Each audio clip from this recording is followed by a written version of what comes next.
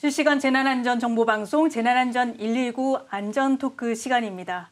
앞서 기획 영상에서도 보셨지만 전기차 화재에 대해서 좀 더 깊이 알아보겠습니다. 이송규 한국안전전문가협회 회장님 나오셨습니다. 회장님 어서 오십시오. 네, 안녕하세요. 이송규입니다. 전기차 관련해서 이제 사람들이 너무 관심이 많으니까 오늘 이 부분은 기획 영상에 이어서 한 번 더 짚어보기로 하겠습니다. 요즘에 전기차 포비아라고 얘기하잖아요. 네, 그렇습니다. 많은 분들이 전기차를 사야지 하면서도 망설일 수밖에 없는 사건, 사고가 요즘에 일어났습니다. 지난 1일 인천 청라지구 아파트 지하주차장 대규모 전기차 화재 때문인데요. 이날 화재의 피해가 굉장히 컸어요. 그렇죠. 네.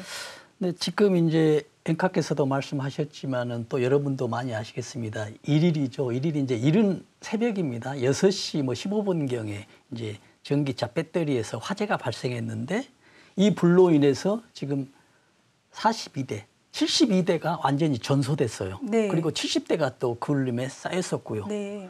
또 단수, 또 정전도 있었었고 또 다행히 이제 인명 피해는 좀 많지 않았어요. 네. 그래서 10세 미만자가 지금 7명, 또 23명 이렇게 다행히 또 연기 흡입을 하신 분들이죠. 그렇죠. 그리고 소방관 한 명이 이렇게 부상 당했거든요. 그래서 또 46세대가 대피를 했는데 일반 대피가 아니고 임시 주거시설 대피를 했었어요. 그래서 이렇게 이제 시간이 많이 또 8시간이 넘게 지나가 됐어요.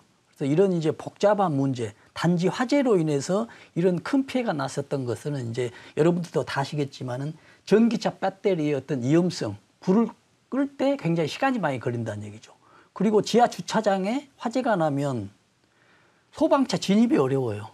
그렇습니다. 소방차 진입이 어렵다 하더라도 또 불을 끌려면 일반 호스 가지고는 쉽지 않아요. 그래서 완전 수조가 들어가야 되거든요. 물탱크가 들어가서 물탱크 안에 전기차를 풍덩하게 빠뜨리는 이런 방법으로 불을 끄는데 이런 것도 쉽지 않아서 굉장히 어려웠죠. 그래서 결과적으로 보면 우리가 진짜 한 번도 겪어보지 못한 전기차 화재에 어떤 놀랬다. 앞으로 큰 대책이 필요하다. 이런 걸 좀 느끼게 됩니다. 이번 사건으로 참 경각심이 많이 드셨을 거예요. 그나마 이른 시간에 일어났기 망정이지 사람들이 많았던 시간에 일어났으면 어찌했을까 좀 아찔한데요.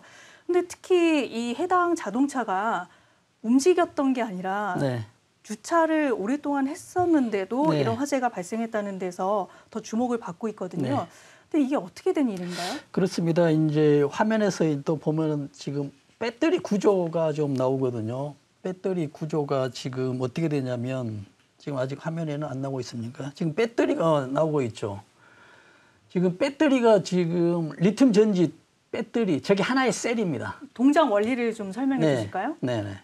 저게 보면은 가장 크게 양극이 있고 음극이 있고 분리막이 있고 전해액이 이 네 가지가 가장 중요한 지금 배터리거든요. 근데 여기서 가장 덜 중요한 게 음극이에요. 음극에는 흑연이 들어있거든요. 굉장히 저렴하고. 근데 양극에 우리가 이야기하는 리튬 이온이 들어있거든요. 그래서 리튬을 쓰는 이유는 흑연과 리튬의 전이차가 굉장히 높아요. 우리가 수위차가 굉장히 높으면 발전할 때 고전압을 발전할 수가 있잖아요. 여기도 전이차가 굉장히 높기 때문에 리튬과 흑연이. 그래서 아주 좋은 리튬, 전이차가 높기 때문에 이걸 쓰고요. 또 리튬이라는 자체가 에너지 밀도가 굉장히 높아서 적은 용량에서도 작은 것에서도 한 번 충전하면 오래 쓸 수가 있거든요. 그러다 보면 아까 지금 네 가지의 어떤 형태가 있었었죠. 근데 만약에 이제 다시 온이치로 좀 그림을 보게 되면요. 앞에 CG를 다시 한번 볼까요? 만약에 저기서 예를 들어서 분리막이 파손이 됐다. 라고 한다면 지금 양극 있죠. 리튬 있거든요. 지금 전구를 설치를 하고 선을 연결을 하면 전자가 위로 올라가거든요. 그다음에 이온은 전자로 선을 갈 수가 없고 전해액을 통해 가지고 음극으로 가거든요. 전자는 분리막 때문에 가지 못합니다. 만약에 밑으로 분리막이 파손이 됐다라고 한다면 음과 양극이 서로 붙어버리는 것이죠. 우리가 단락됐고 쇼트됐다는 얘기죠. 저런 현상이 나타나거든요. 그래서 만약에 이제 저 분리막이 파손됐다라고 하면 쇼트가 일어나죠. 근데 큰 소리는 나지 않아요. 폭발은 아니거든요. 펑 소리가 나면서 열이 발생되겠죠.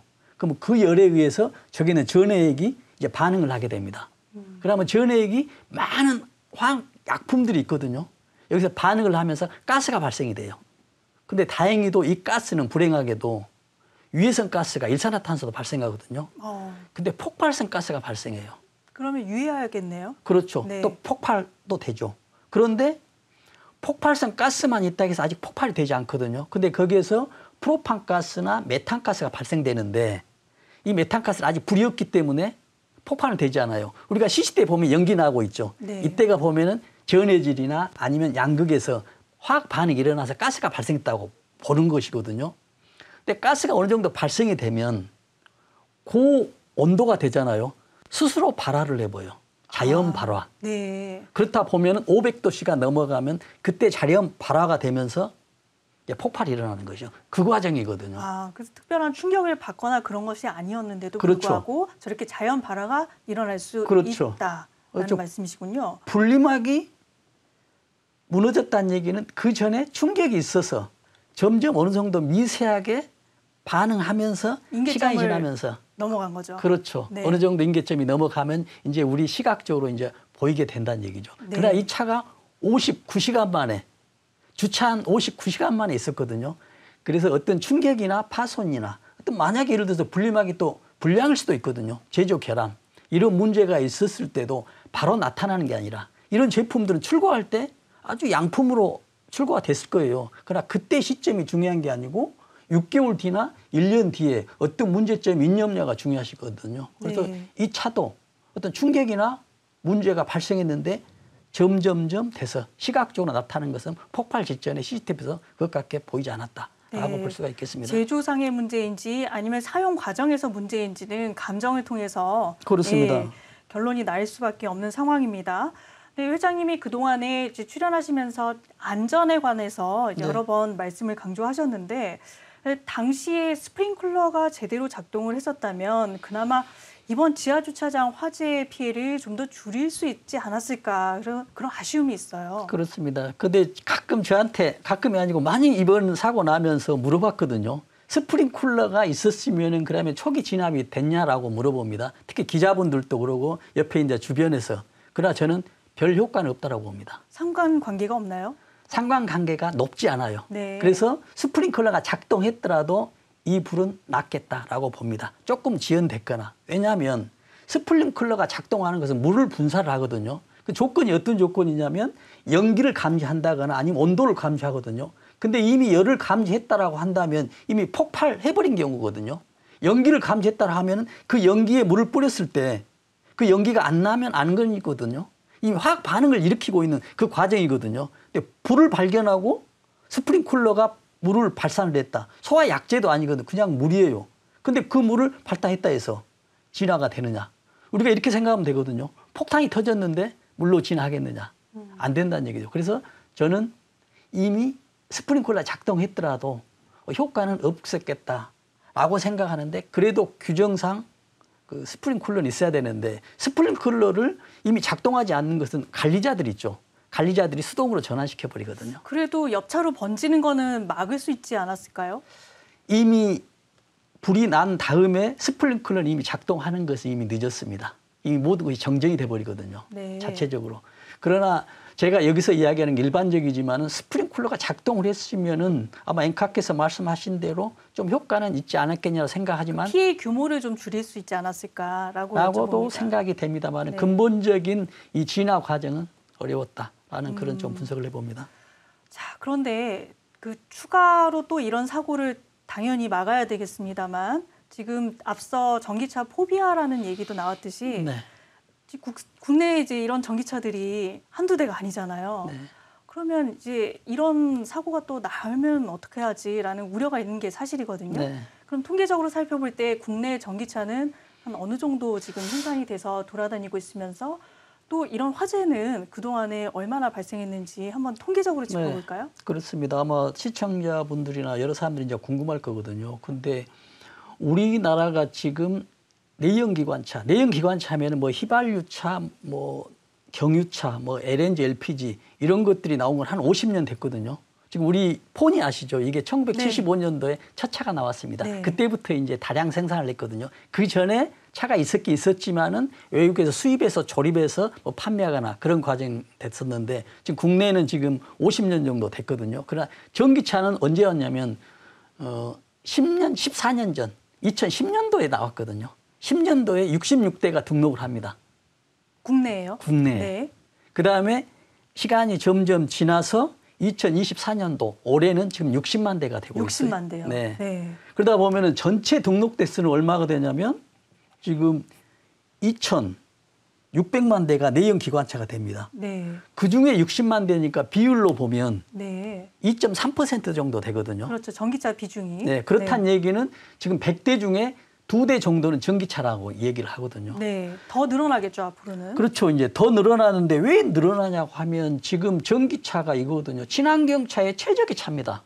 사고만 나지 않으면. 왜냐하면 지금 폭염이 많이 발생하고 있잖아요. 근데 그 폭염을 예방하는데 지금 온실가스 때문에 그러거든요. 근데 온실가스가 현격하게 줄어들 수가 있어요. 이 전기차가 되면은. 네. 그래서 정부에서 굉장히 권장을 합니다. 보조금도 주고 그랬죠. 그렇죠. 그래서 네. 정부에서 계획을 세워요. 2030년, 2030년도에 420만 대를 보급하겠다라고 합니다. 네. 지금 60만 대인데. 네. 그렇다 보면 420만 대, 2,600만 대 보면은 6분의 1이잖아요. 6, 4, 네. 24면은 6대 중에 이제 한 꼴로 전기차가 있는 거예요. 그게 탄소 중립 또 네. 녹색 성장 기본 계획의 일환이었죠. 그렇죠. 네. 작년에 여기 기본 계획 탄소 말씀하신 대로 국가 탄소 중립 녹색 기본 계획을 작년에 발표하는데 2030년 420만 대를 하겠다라고 합니다. 그런데 이에 따른 안전 대책은 미흡했던 거 아니냐 이런 지적도 나옵니다. 그렇습니다. 이게 제일 안타깝거든요. 제가 이제 방송이나 뭐 여러 군데 항상 이야기하지만 우리의 과학은 최첨단을 이루고 있습니다. 그러는데 안전에 대해서는 정말 지금 걸음마수지라는 얘기죠. 지금 420만 대 만들면 뭐 하냐는 얘기죠. 왜냐하면 우리 대한민국은 지금 아파트 주거시설이잖아요. 그래서 지금 아파트가 굉장히 많거든요. 지금 데이터상으로 보면은 전 국토에 있는 시골 집은 거의 단독이잖아요. 포함해가지고 아파트 주거시설이 51%가 넘어요. 그러나 광역시 같은 경우는 7, 80%가 넘습니다. 네. 전부 전부 다 이제 지하에 차가 들어가잖아요. 이러는데 거기에 420만 대. 이게 어떻게 해결할지 굉장히 앞으로 큰 문제입니다. 그러면 지하 주차장 말고 지상 주차장에 이렇게 충전소를 설치하자 이런 주장도 나오고 있거든요. 이건 네. 어떻게 보세요?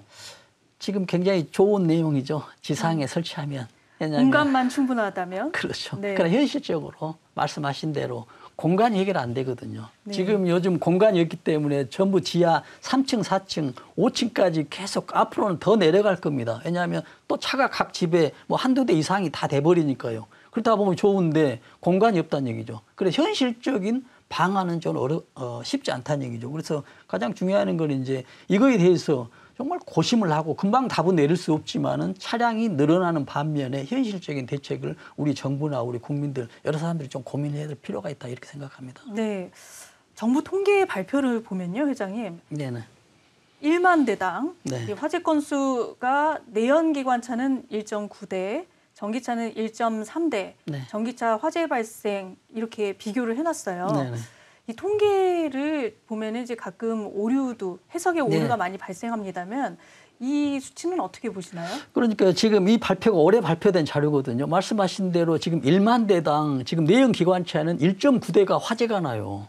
그리고 전기차는 1만 대당 1.3대거든요. 다시 말하면 10만 대당 19대가 화재 나고 내연 기관차는 지금 전기차는 10만 대당 13대의 화재가 난다거든요. 그래서 표면적으로 보면 아 전기차가 화재가 적겠다라고 생각이 되는데 실질적으로 들어가면 이제 통계 허점이 보이거든요. 왜냐하면 내연 기관차는 50년 된 차가 굉장히 많아요.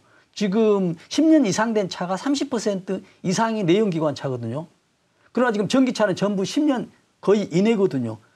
10년 이내인데도 불구하고 지금 화재가 이렇게 많다는 얘기는 앞으로 시간이 가면 갈수록 굉장히 많거든요. 지금 앞에서 그 말씀하신 대로 보면 2010년도에 전기차가 나왔다 했잖아요. 화재가 언제부터 발생하냐면요. 2017년도에 한 대가 발생합니다.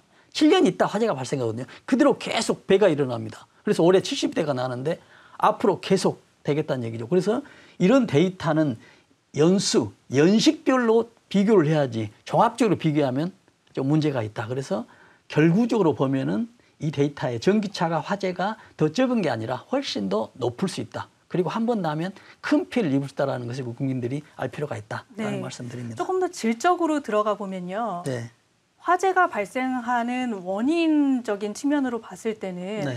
내연기관차보다 전기차가 조금 더 이게 원인이 뭔지 규명하는데 어려움을 겪고 있는 것이 사실인 것 같습니다. 그렇습니다. 그래서 이번 같은 경우도 배터리냐 아니냐 이제 네. 이런 부분이 감정 결과에 따라서 밝혀질 것으로 보입니다만 이제 공적으로 이제 배터리 문제가 계속 나오고 있거든요. 네. 그래서 현대차나 기아차가 배터리를 공개를 했고 네. 또 BMW랑 벤츠에서도 배터리 제조사가 어딘지 공개를 네. 했거든요. 네. 이제 이런 것들이 조금 도움이 될까요?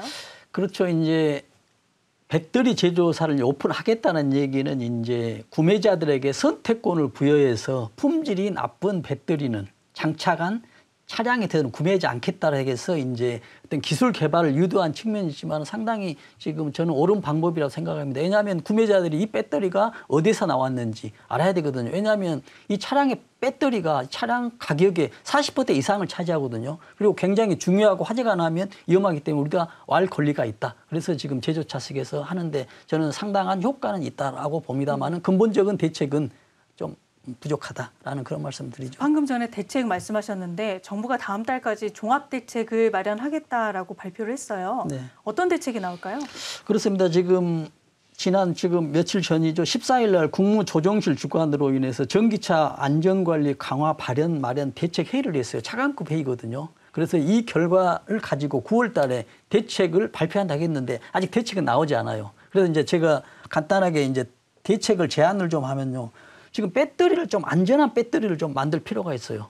왜냐하면 지금 우리가 엔진에 이상이 있으면은 요즘 자동차 이내 자장이 있으면 그 전에 무슨 신호를 주죠. 또 냉각수가 부족하면 냉각수 부족하다, 워셔액이 부족하면 나타나죠. 네, 이제 원인 경고가 뜨죠. 네. 네. 근데 배터리는 아직 그게 없어요. 그래서 지금 자동차에서 오늘 지금 신문에서 보면 현대 기아차에서 BMS 해가지고 배터리 매니지먼트 시스템을 더 향상 개발하겠다 하는데 이미 사고 나기 전에도 뭐 고열이 난다 할지 가스가 발생되면은 주차돼 있고 시동이 꺼 있었더라도 운전자에게 신호를 주는 이런 시스템이 우선 개발돼야 되고요. 네, 스마트 시스템이. 그렇죠. 네. 그리고 이제 더 중요한 건 뭐냐면은 지금 불이 한번 났다라고 생각하면 불이 안 나면 가장 좋죠. 났다라고 했을 때 확산을 좀 막아야 되지 않습니까? 그래도 우리가 백화점에 가면은 방화 구역이라가 방화 셔터가 내려오잖아요. 이미 주차장 같은 경우에서도 이미 존이 있습니다. 전기차 존에서 방화 구역, 방화 셔터가 내려가지고 불이 난 곳에서는 뭐 열대든지 거기는 안전 존수되더라도 밖으로 나가지 않고 또 아파트 내로 들어오지 않고 지금 여기 방송 같은 경우도 지금 지하 4, 5층 돼 있는데 연기가 지금 나면 돼버리거든요. 그때 방화 구역을 내려가지고 이런 시스템들을 좀 개발하는 이런 대책도 좀 필요하고요. 그보다도 더 중요한 것은 이제 또 사회 혼란 세력들 있죠. 예를 들어서 지금 병원이나 아파트, 뭐 백화점, 특히 방송 같은 경우에도 지금 대형 배터리가 있는 차량 안에 어떤 뭐 전기 번호나 하나 놔둬버리면 지금 테러에 의해서 난리가 날 수가 있거든요. 그래서 이런 것들에 대한 대비책도 필요하고요. 또 그보다 더 중요한 것은 이제 국민들의 안전의식, 안전무지 타파도 굉장히 중요하다고 생각합니다. 네, 회장님 서울시 안전 명예시장이시잖아요. 네네. 네, 그래서 질문을 한번 드려보겠습니다. 네. 서울시가 9월 말까지 공동주택 관리 규약 준칙을 네. 개정해서 90% 이하로만 충전할 수 있게 제한된 전기차, 이 전기차들만 공동주택 지하주차장에 들어갈 수 있도록 하겠다 이렇게 발표해서 네. 지금 사실 많은 논란이 일고 있어요. 네. 이 부분은 어떻게 생각을 그렇습니다. 하세요? 지금 서울시 통계를 보면 2018년부터 지금 올해 6월까지 보면은 화재 건수가 전기차 화재가 16건이 나왔어요. 그래서 서울에서도 지금 비상이 걸렸습니다. 그래서 지금 서울에서 이제 급하게 하는 게 전기차 배터리 이제 100%를 아니고 90%가 아니거든요. 우리가 과충전이라 하잖아요. 그럼 네. 오버 충전이 아니고 풀 충전이거든요. 풀 충전을 하지 않고 90% 이하로 하겠다. 그래야만이 이제 과충전에 의한 것도 이제 화재 원인이 될 수 있거든요. 이걸 막겠다 하는데 이것도 이제 일부 대책의 일환이 되겠지만은 근본적인 대책이 필요하거든요. 그래서 서울시 같은 경우도 서울시 아니면 서울시 공공기관 있죠. 이런 거에 대해서는 각 주차장에 화재가 났을 때를 대비해서 어떤 방화 구역을 설치해서 그 부분만 확산을 방지하는 이런 노력도 좀 필요하다고 생각합니다. 이 부분에 대해서 비판적인 그 의견들은 왜 그럼 가이드라인이 90%냐. 90% 이하로 했는데 또 이런 사고가 나면 그때 또 80%로 고칠 것이냐. 뭐 이런 식의 비판이 제기가 되고 있어요. 그렇죠. 이제 이미 배터리 용량을 퍼센트를 올리면 올릴수록 이제 운전자로서는 유리하거든요. 그러나 지금까지 보면은 과충전에서는 화재 원인이라는 게 분명히 나타났어요. 그래서 가장 좋은 것은 퍼센테이지를 낮추는 게 가장 좋은 방법입니다. 그러나 너무 낮추면 안 되고 이것도 하나의 어떤 방편이다 생각해서 어떤 운전자 여러분께서도 어떤 전체 어떤 안전을 위해서는 좀 협조할 필요가 있다라고 생각합니다. 근데 이번에 이제 화재가 나면서 참 안타까운 경우들이 그 주변에 있었던 차들은 물론이고 주민들이 대피하는 과정에서 많은 피해가 발생을 했거든요. 네. 그래서 이 분들에 대한 또 이 차주들에 대한 피해 보상을 어떻게 해야 되는지 네. 이 부분도 사실은 논쟁거리예요. 그렇습니다. 지금 가장 중요한 게 지금 보상 문제거든요. 지금 이번에 지금 보상 문제도 이제 앞으로 추후 우리가 좀 관심 있게 지금 봐야 될 내용이 뭐냐면 지금 100억 이상의 손해를 봤잖아요. 그러면 이 원인이 어딘지가 문제라는 얘기입니다. 차주는 분명 보험을 들어갔을 걸 보고 네. 그럼 보험 들어갔다 하더라도 최대 지금 대물 보상이 20억도 이하입니다. 그러나 지금 벤츠에서 뭐 45억, 50억 이렇게 했는데 나머지 금액에 대해서는 보험사가 해결되지 할 수가 없죠. 네. 그럼 본인이 어떻게 할지도 애매하고요. 그래서 이런 문제가 됩니다만은 전기차를 지금 운행하는 사람에 대해서는 보험에 대해서도 신경 써야 되고 꼭 대물은 드려야 되지만은 또 이런 것도 확인해야 되거든요. 배터리 자체가 손상했을 때 손상 비용을 보험에서 해야 될 거냐 이런 것도 확인해야 됩니다. 왜냐하면 아까 말씀하신 대로 배터리 비용이 지금 차에 비해서 40%가 넘는 것이거든요. 그래서 이런 문제들이 좀 해결돼야 된다라는 그런 말씀드립니다. 보험으로. 이번 기회를 통해서 우리가 과속 방지턱이 있을 때는 정말 절대적으로 속도를 줄여서 충격을 최소화해야 되겠다라는 그런 경각심은 생길 것 같습니다. 그래서 마지막으로 전기차 화재 시 국민 행동 요령을 한번 설명해 주실까요? 그렇습니다. 정말 중요한 내용이거든요. 지금 뭐냐면 운행 시에 중요한 내용이고 그다음에 불이 났을 때 이제 중요한 사항으로 분류해 보면은 지금 운행 시 같은 경우는 지금 앵커께서 말씀하신 대로 과속 방지턱 있죠. 이 방지턱 있을 때는 꼭 주의를 해야 됩니다. 혹시 텅 하고 지나갔다 한다면 점검을 한번 꼭 받아보시고요. 네. 또 만약에 배터리가 있으면은 침수니까요. 배터리 차면은 침수도로 있죠. 이것도 피해야 됩니다. 왜냐하면 이런 걸 대비하게 튼튼하게 배터리를 만들었지만 그럼에도 불구하고 이 차라는 것은 계속 움직이고 시간이 지나면 노후화가 되기 때문에 침수도로 이런 거 좀 피해야 됩니다. 특히 그 다음에 이제 화재 시 했을 때 이미 불이 났을 때는 폭탄이 터졌다고 생각하거든요. 이미 차 안에 있는 소화기로는 불가능합니다. 안 돼요. 그래서 빨리 대피를 해야 되고 119에 신고를 하는데 할 때도 무슨 차다라고 하고 또 주위에 있지 않습니까? 폭발이 되기 때문에 주위에 있는 사람들한테 빨리 인지하게 하면서 대피하고 하는 방법들이 가장 좋은 현실적인 방법이라고 생각합니다. 네. 실시간 안전 전문가 이송규 한국안전전문가협회 회장님과 오늘 말씀 나눴습니다. 회장님 오늘 나와주셔서 감사합니다.